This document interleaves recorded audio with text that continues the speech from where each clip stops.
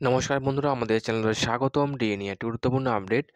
কল্পতরু মমতা নতুন বছরে ফের বাড়ল ডিএ, জানুন কত টাকা পাবেন সরকারি কর্মীরা। তো বন্ধুরা, ডিএ সংক্রান্ত আপডেট নিয়ে আমরা স্টেপ বাই স্টেপ আলোচনা করব। তো অবশ্যই আপনারা ভিডিওটি স্কিপ না করে অবশ্যই পুরোটা দেখবেন। তো তার আগে বলে রাখি, যে সকল বন্ধুরা আমাদের চ্যানেলে নতুন, আমাদের চ্যানেলটির পাশে সাবস্ক্রাইব করার পর পাশে যে বেল আইকন সেটিও প্রেস করবেন। লেটেস্ট ভিডিও আপডেটগুলি সবার আগে পেয়ে যাবেন। দেখে নেব আজকে ডিএ সংক্রান্ত গুরুত্বপূর্ণ আপডেটটি। পশ্চিমবঙ্গের সরকারি কর্মীরা ডিএ বৃদ্ধির দাবিতে প্রায় 1 বছর ধরে আন্দোলন করেছেন।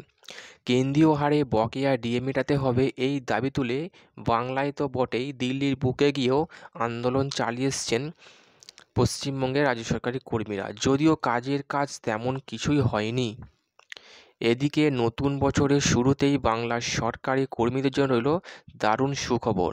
আজ থেকে এক ধাক্কায় বেশ খানিকটা বাড়ল ডিএ বা মহার্ঘ ভাতার পরিমাণ। জানা গিয়েছে, বঙ্গ সরকারি কর্মীদের জন্য ডিএ বেড়েছে 4%।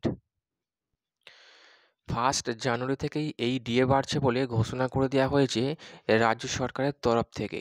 কয়েকদিন আগেই রাজ্যের মুখ্যমন্ত্রী মমতা বন্দ্যোপাধ্যায় ঘোষণা করেছিলেন যে 2024 সালের 1 জানুয়ারি থেকে রাজ্য সরকারের 14 লক্ষ কর্মী, সমস্ত স্কুল, কলেজ ও বিশ্ববিদ্যালয়ের শিক্ষক ও নন টিচিং কর্মী এবং সমস্ত সংবিধিবদ্ধ সংস্থার কর্মী এবং প্যারাস্টাটাল এবং পেনশনভোগীরা আরও 4% ডিএ পাবেন।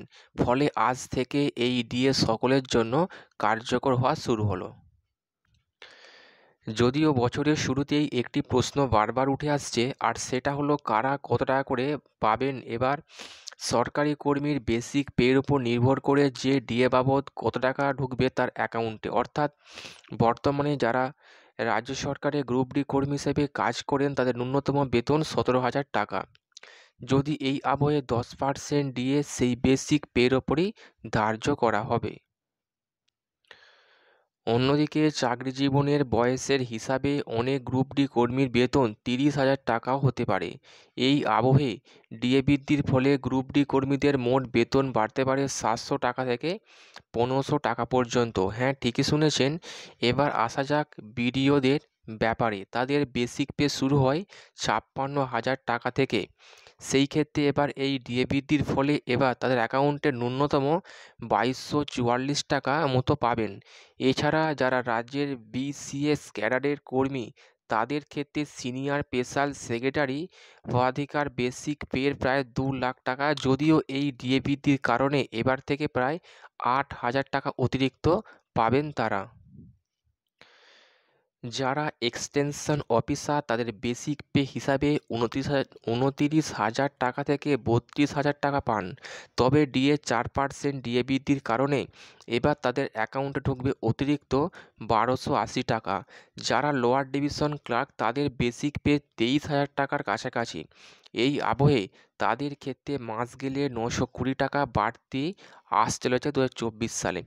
তো বন্ধুরা, এই ছিল ডিএ সংক্রান্ত গুরুত্বপূর্ণ আপডেট। কেমন লাগলো কমেন্ট করবেন, লাইক করতে ভুলবেন না।